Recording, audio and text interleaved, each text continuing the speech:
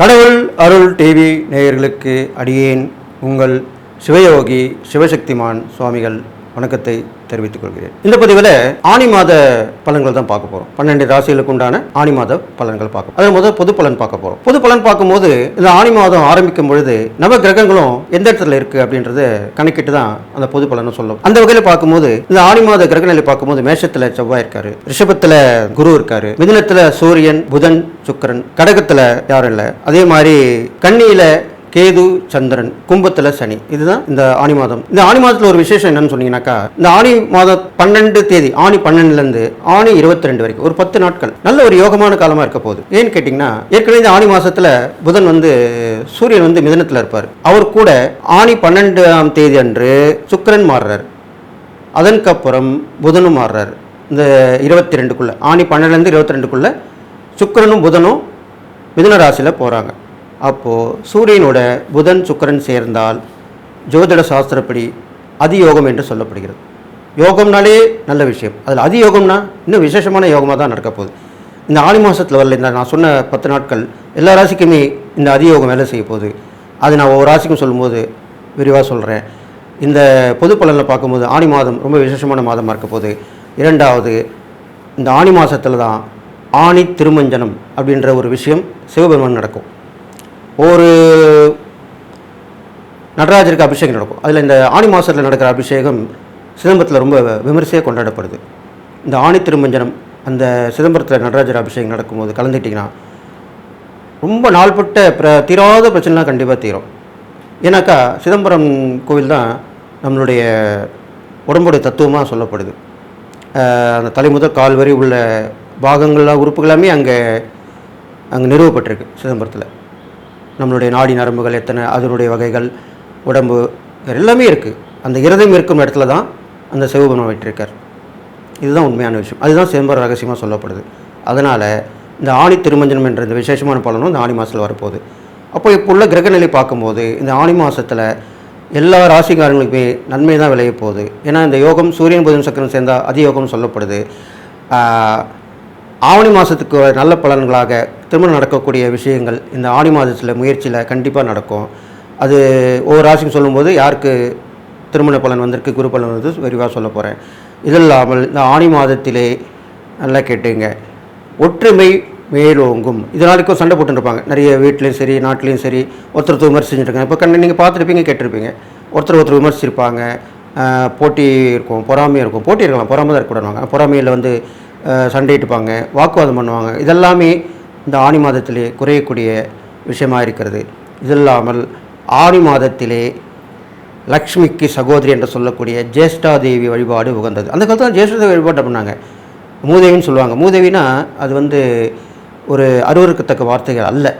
மூதேவின்றது முதலாக பிறந்த அந்த தேவி, அதனால தான் அவள் மூதேவின்னு சொல்லப்படுறாங்க. அவள் லக்ஷ்மிக்கு சகோதரி, அக்கா. அவளுக்கு தீயதை அழிக்கக்கூடிய பலனை தான் அவளுக்கு கொடுக்கப்பட்டிருக்கு. தீய சக்தியை அழிக்கிறது, தீயதை அழிக்கிறது, இது மாதிரி தான் அவளுக்கு பண்ணுவாங்க. அதனால் எப்படி நம்ம நல்ல சக்திக்கோ தெய்வங்களுக்கு நல்ல நாளில் வளர்பறை நாட்களில் வழிபடுறோம், வெள்ளிக்கிழமையில் வழிபடுறோம், பௌர்ணமியில் வழிபடுறோம். தீய சக்திக்கு அஷ்டமி நவமி, இது மாதிரி அமாவாசை, செவ்வாய்க்கிழமை, ஞாயிற்றுக்கிழமை, இது மாதிரி நாள்லாம் வழிபடுறோம் இல்லையா, தீய சக்தி விலக. அதே மாதிரி தான் அவளையும் வழிபடணும். அப்போது அந்த ஆனி மாதத்துக்குரிய தெய்வமாக அந்த ஜேஷ்டா தேவி என்கிற மகாலட்சுமியோட சகோதரி விளங்கப்படுகிறாள். அவளை வழிபட்டு வந்தாங்களே நல்லாயிருக்கும். ஜேஷ்டாதேவி கிட்ட யாரும் சொல்லுவாங்க, கோவிலில் இருப்பாங்க. பழைய காலத்தில் கோயிலெலாம் உண்டு. அவளுக்கு கிராம தெய்வத்தின் கூட பேர். கிராமத்தில் தான் நிறைய பேர் வழிபட்டுருக்காங்கள, ஜேஷ்டாதேவின்னு சொல்லுவாங்க. அதனால் அந்த தேவி வழிபாடு இந்த மாதத்துலேயோ உகந்ததாக சொல்லப்படுது. அப்போது கண்டிப்பாக இந்த மாதத்தில் உள்ள தீயதெல்லாம் விலகி அடுத்த ஆடி மாதத்தில் நல்ல அம்மனுடைய அருள் கிடைச்சி ஆவணி மாதத்தில் எல்லாருக்குமே சுபகாரியம் நடக்க போகுதுன்னு சொல்லிட்டு இந்த ஆனி மாத பொது பலன் இப்போ சொல்லியிருக்கேன். இன்னும் விரிவாக இந்த ஒவ்வொரு ராசிக்கும் பலன் நான் சொல்ல போகிறேன். இந்த மகர ராசிக்காரங்களுக்கு பார்த்திங்கனாக்கா, ராசிக்கு 2ஆம் இடத்துல சனி பகவான் இருக்கார், 3ஆம் இடத்துல ராகு, 4ஆம் இடத்துல செவ்வாய், 5ஆம் இடத்துல குரு, 6ஆம் இடத்துல சூரியன் சுக்கிரன் புதன், 9ஆம் இடத்துல கேது சந்திரன். இதுதான் உங்கள் இந்த மாத கிரக நிலை.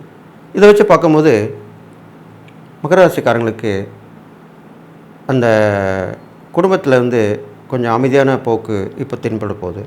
இதனால் வரைக்கும் பிரச்சனையாக இருந்திருக்கும், குழப்பமாக இருந்திருக்கும். அது நம்ம கொடுக்கல் வாங்கின பிரச்சனை இருந்திருக்கும். அதெல்லாமே கொஞ்சம் இப்போ சாதகமான சூழ்நிலை வரப்போகுது. ஒரு பஞ்சாயத்து மூலிமா அது தீர்க்கப்படும். அப்பாடா பெருமிச்சு விடுவீங்க. அது இல்லாமல் உங்களுக்கு பயணங்கள் மூலிமா நல்ல பலன்கள் தான் நடக்க போகுது. எதிர்பாராத திடீர் அதிர்ஷ்டம் வரும். திடீர்னு மீட் பண்ணுவீங்க. இப்போ பயணங்கள் போகும்போது ட்ராவலில் புது புது மனிதர்கள் தொடர்பு கிடைக்கும். அவங்க மீட் பண்ணும்போது உங்களுடைய திறமைகளை பேசியிருப்பீங்க. நீங்கள் என்ன பண்ணுறீங்கன்னு சொல்லியிருப்பீங்க. அது மூலிமாவே நல்லது நடக்கும். கண்டிப்பாக பலன்கள் கிடைக்கும். அதுதான் தொடர்புன்னு சொல்லுவாங்க. தொடர்பு மூலமாக கிடைக்க ஒரு பழக்கவழக்கங்கள், வெளிவட்டார பழக்கவழக்கங்கள் சொல்கிறோம் இல்லையா, அது மூலிமா நல்லது நடக்க போகுது. எல்லாமே கண்டிப்பாக உங்களுக்கு நடக்கும். அடுத்தது பார்த்தீங்கன்னாக்கா, உங்களுக்கு தாயார் வழியில் கொஞ்சம் செலவுகள் ஏற்படும். அவங்களுடைய உடல்நலம் கொஞ்சம் அக்கறையாக இருக்கணும், பார்க்கணும். வீடு புதுப்பிக்கிறது விஷயமாக கொஞ்சம் செலவுகள் ஏற்படும். வண்டி வாகனங்கள் பராமரிப்புக்கிறது கொஞ்சம் செலவுகள் ஏற்படும். இதெல்லாமே பார்த்து நடந்துக்கணும். இது மாதிரிலாம் செஞ்சுட்டு வந்துடுவீங்க. குரு உங்களுக்கு நல்ல நிலைமையில் தான் இருக்கார் இப்போது. அதனால் எல்லா ஏற்றங்களும் உங்களுக்கு தேடி வரும். அது இல்லாமல் பெரியவருடைய ஆசீர்வாதம் கிடைக்கும். முன்னோர்கள் ஆசீர்வாதம் கிடைக்கும். அவங்கள நினச்சி வழிபட்டுவாங்க. அவங்களுக்கு திதியை கரெக்டாக கொடுத்துடுவாங்க. ஏதாவது திதி மிஸ்ஸாக இருந்தாலோ இல்லை அமாவாசை வழிபாடு தவிர்த்திருந்தாலோ அது மாதிரி ஆற்றங்கரையில் கடற்கரையில் போய் நீங்கள் அதுக்குண்டான ஆச்சாரம் வச்சு கொடுத்துட்டு வரலாம். தப்பு கிடையாது. அது பொதுவாக பண்ணக்கூடிய விஷயம். திதி மிஸ் ஆயிடுச்சுன்னா அமாவாசையில் கொடுக்கலான்றது தான் சாஸ்திர தர்மம். அப்போ அமாவாசையில் வரும்போது கொடுக்கலாம். அது மாதிரி கொடுத்துட்டு வாங்க. அது மாதிரி அதுக்குண்டான ஸ்தலங்களான காசி, ராமேஸ்வரம், கயா, அது மாதிரி ஹரித்வார், ரிஷிகேஷ், அது மாதிரிலாம் அங்கெல்லாம் போயிட்டு கொடுத்துட்டு வரலாம். வசதி வாய்ப்புகள் இருந்தால். இல்லைன்னா சாதாரணமாக கடற்கரை ஓரம், ஆற்றங்கரை ஓரம் கொடுத்துட்டு வரலாம். இது மாதிரி வர்றோம். குளக்கரை ஓரம் கொடுக்கலாம். இது மாதிரிலாம் பண்ணிட்டு வந்தீங்கன்னா கண்டிப்பாக நல்லது நடக்கும்.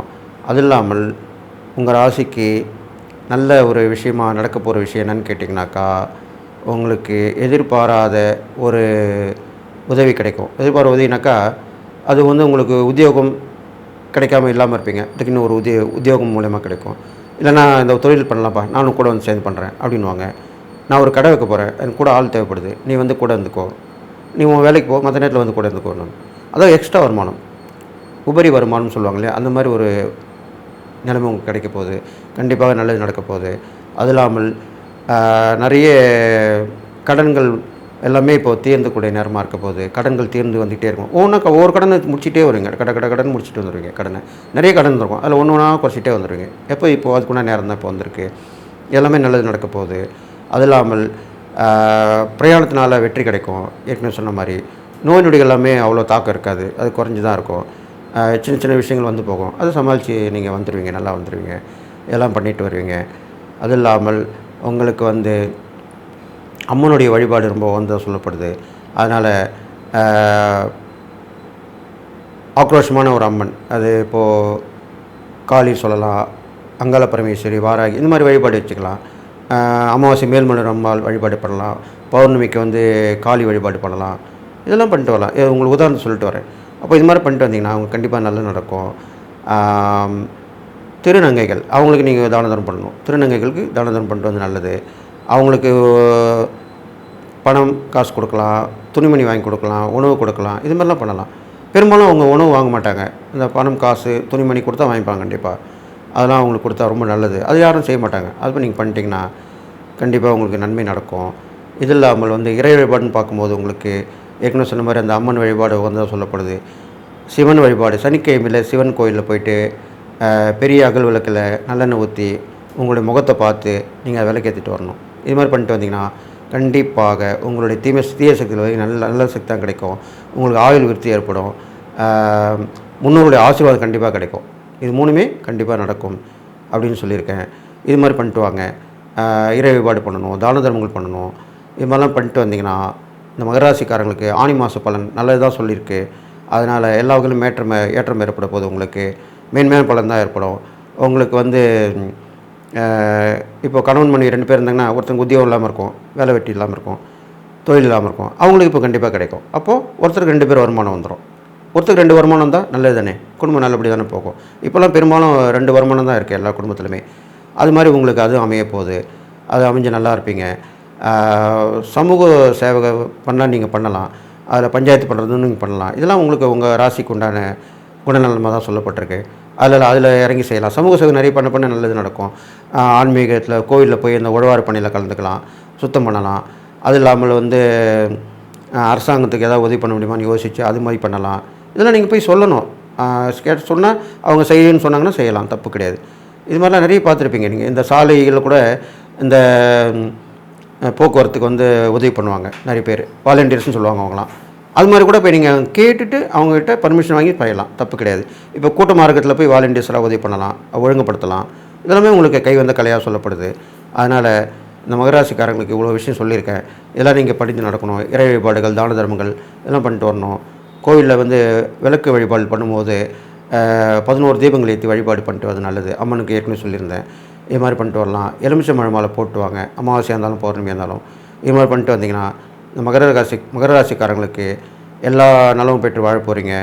உங்களுக்கு முக்கியமான இன்னொரு விஷயம் சொல்லணும்னா, நீங்கள் ரொம்ப கஷ்டப்படுறவங்களாக இருக்கணும். அதாவது வேறு வழியே இல்லை. இந்த உதவி பண்ணால் அவங்க நல்லா வந்துடுவாங்க. அது உறவாக இருக்கலாம், நட்பாக இருக்கலாம், யார் வேணா இருக்கலாம். அது பெரும் உதவியாக இருக்கணும். அப்படிப்பட்டவங்களுக்கு நீங்கள் பண்ணிங்கன்னா கண்டிப்பாக உங்களுடைய தீயபலம் குறைஞ்சி உங்களால் முடியலனா கூட வேறு யார்ட்டு கூட உதவி வாங்கி பண்ணலாம், கை காட்டி விடலாம், அப்படி செய்யலாம். ஏன்னா அப்படி உள்ள நேரம் தான் இப்போ உங்களுக்கு வந்திருக்கு. உங்களால் முடியலனா கூட மற்றவங்க மூலமாக நீங்கள் உதவி வரலாம். அது நீங்கள் அது ஒரு தூண்டுகோலாக இருப்பீங்க. அப்போது உங்களுக்கு அந்த பலன் கண்டிப்பாக கிடைக்கும். இந்த பலன் தான் முக்கியமான விஷயம். அதனால் அந்த கரெக்டான உதவி செய்யும்போது தான் நற்பலன் கண்டிப்பாக ஏற்படும் அப்படின்னு சொல்லிவிட்டு, நீங்கள் இந்த ஆடி மாத பலனில் நல்ல பலனாக அமைப்பது உங்களுக்கு எல்லா நாளும் பெற்று வாழப்போறீங்கன்னு சொல்லி வாழ்த்தி விடைபெறுகிறேன். கடவுள் அருள் டிவியை பார்த்தமைக்க நன்றிகள். மேலும் இது போன்ற தகவல்களை தெரிந்து கொள்ள கடவுள் அருள் டிவியை சப்ஸ்கிரைப் செய்யுங்கள். மறக்காமல் பெல் ஐக்கானை கிளிக் செய்யுங்கள்.